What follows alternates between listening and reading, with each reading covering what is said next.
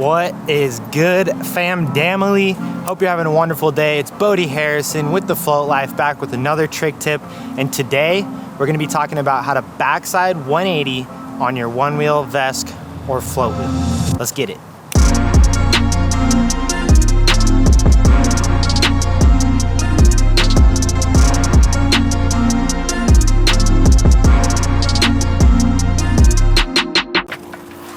All right, what is a backside 180? Backside 180 is when we and our board spin 180 degrees.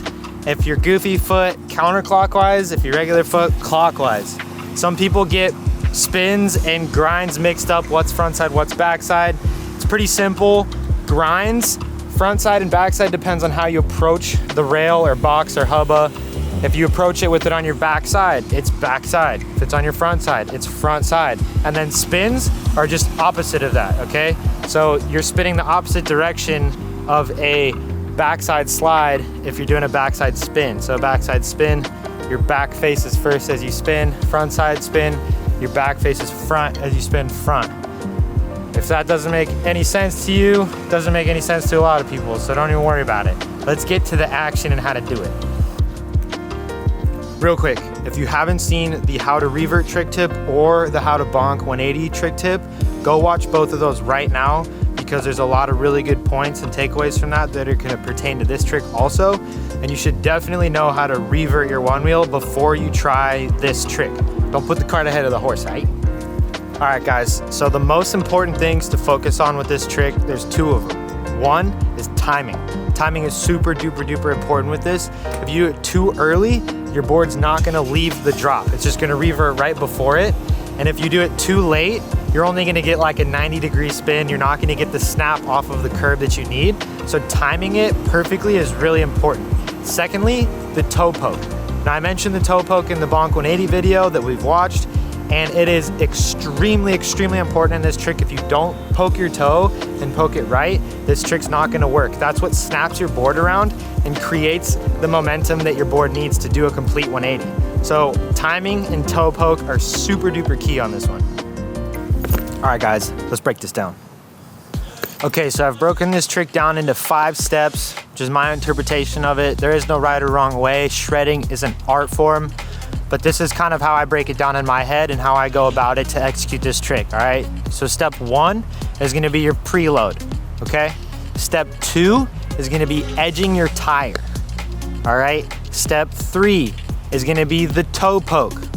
Step 4 is gonna be unload the preload. And step 5 is gonna be pushing down your back foot and accelerating away switch or fakie. It would be fakie technically. And again, just like in the bonk 180 video, if you're not comfortable riding switch or landing fakie, definitely put some miles in, just cruising around switch, slow, get your brain used to it, because if you're not comfortable switch and you do 180s into switch, it feels very unnatural and could even be a little bit dangerous. So make sure you're comfortable riding and landing switch to be able to do this trick. Step 1, our preload. We're loading up our upper body, beginning the spin, creating some of the momentum, and tightening up our core so that later we can unwind that preload, all right?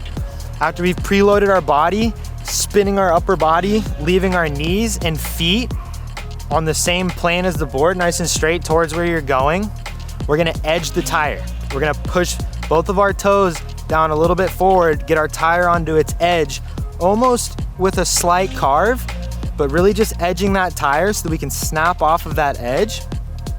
We're preloaded, our tire is edged, and right as you get to the end of that curb or that drop, we're poking the toe. Toe forward and gas pump, okay? So it's like we're smashing the gas on our car and smashing the gas on our Onewheel at the same time. That's what's gonna give the board the snap that it needs to pop off the curb and spin all the way around 180. So we've preloaded, edged our tire, then we poke our toe off of the drop, and after we've dropped off, we're gonna unwind that preload, okay? That's what's gonna allow our feet and our hips to continue with the Onewheel as it comes around, and then we'll land, and after you've moved your focus away from the toe poke and then the unload, now we wanna think about our back foot landing and throttling away with that back foot and also potentially finishing a little bit of that 180. Oftentimes we do like a 150 or 130 or 170, and you kind of need to zeech the board, is a shredding term. You zeech that last little bit of the spin, and then we throttle away fake your reverse. And if we're not comfortable fake your reverse, again, put some miles in going fakie so that you can land comfortably and ride away.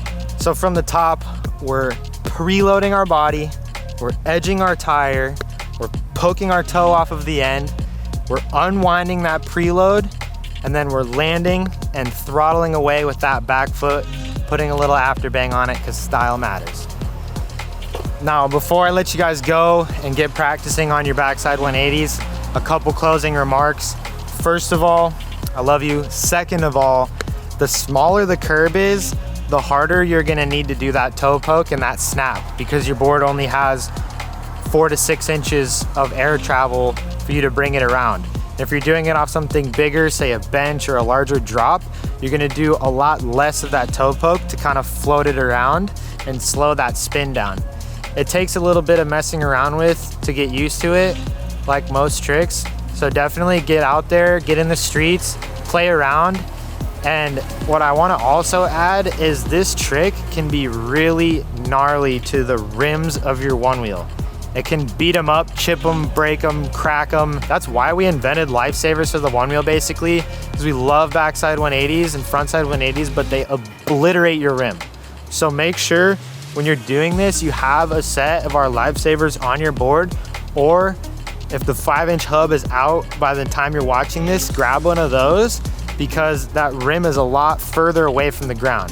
This trick, if you poke that toe and you don't bring your board back around with your heels after you spin and you land into the ground with the board sideways, it can be pretty detrimental to the rim of your board. So definitely make sure you have some lifesavers on your Onewheel or some sort of rim protection, or else that thing gets pretty darn beat up. This has been another trick tip with your boy Bodhi and the Float Life. Please, if you have any questions, feel free to leave them down below and we'll get back to them, let you guys know what we think. Also, comment down below what other tricks you guys want to learn. We've got a couple other trick tip videos, but there's also tons of other stuff we can do on these Onewheels. So let me know what you want to learn next. Subscribe to the channel if you haven't. Definitely like the video so the algorithm knows that this one's popping. And we love you guys. Have a good day. Float on, my friends.